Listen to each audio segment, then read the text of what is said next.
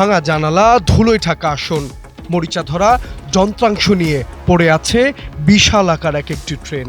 নীরবতায় ঢেকে আছে আশপাশ। প্রথম দেখায় মনে হতে পারে এটি কোনো হরর সিনেমার দৃশ্য, কিন্তু বাস্তবতা হলো এভাবে ভূতের বাসার মতো পড়ে আছে ৬৫৪ কোটি টাকার রাষ্ট্রীয় সম্পদ। পড়ে থাকা এই যানবাহনগুলো বাংলাদেশ রেলওয়ের সেই ডেমো ট্রেন, যেগুলো একসময় নগর যাতায়াতের নতুন সম্ভাবনার প্রতীক হয়ে এসেছিল। অথচ আজ ৬৫৪ কোটি টাকার সেই সম্পদ পড়ে আছে প্রায় লাইফ সাপোর্টে। তবে দীর্ঘদিনের অচলাবস্থার পর এবার সেগুলোকে সচল করার উদ্যোগ নিয়েছে সরকার। দ্রুত ও স্বল্প খরচের যাতায়াত নিশ্চিত করতে এক যুগ আগে চীন থেকে আনা হয়েছিল এই ডেমো ট্রেন, কিন্তু প্রয়োজনীয় রক্ষণাবেক্ষণ, অবকাঠামো, দক্ষ জনবল এবং দীর্ঘমেয়াদী পরিকল্পনার অভাবে কয়েক বছরের মধ্যেই বিকল হয়ে যায় অধিকাংশ ট্রেন।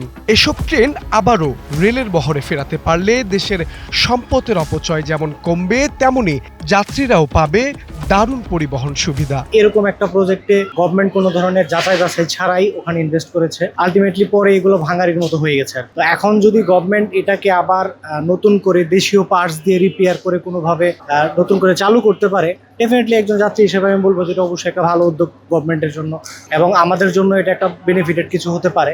আর যদি এটাকে আবারও রান করতে গিয়ে ধরেন এখানে ইনভেস্ট করলো, বাট কিছুদিন পর এটা আবার একটা গার্বেজের মতো অবস্থা হয়ে গেল, এটাকে ঠিকঠাক মতো মেনটেনেন্স করতে পারলো না, তাহলে তো আর এটা ফুলফিল হলো না। সংশ্লিষ্টদের অনেকেই মনে করছেন সঠিক কারিগরি তদারকি, নিয়মিত রক্ষণাবেক্ষণ এবং কার্যকর ব্যবস্থাপনার মাধ্যমে ডেমো ট্রেনগুলো আবারও সচল করা সম্ভব। এতে স্বল্প দূরত্বের রুটগুলোতে যেমন যাত্রী পরিবহনে তৈরি হবে নতুন সম্ভাবনা, একই সঙ্গে বাড়বে রেলের রাজস্ব আয়। আমাদের এই ট্রেনটা আগে ভালো ছিল, এই ট্রেনটা পুনরায় চালু করলে, সরকারের কাছে আবেদন চালু করলে ভালো হবে আমাদের জন্য।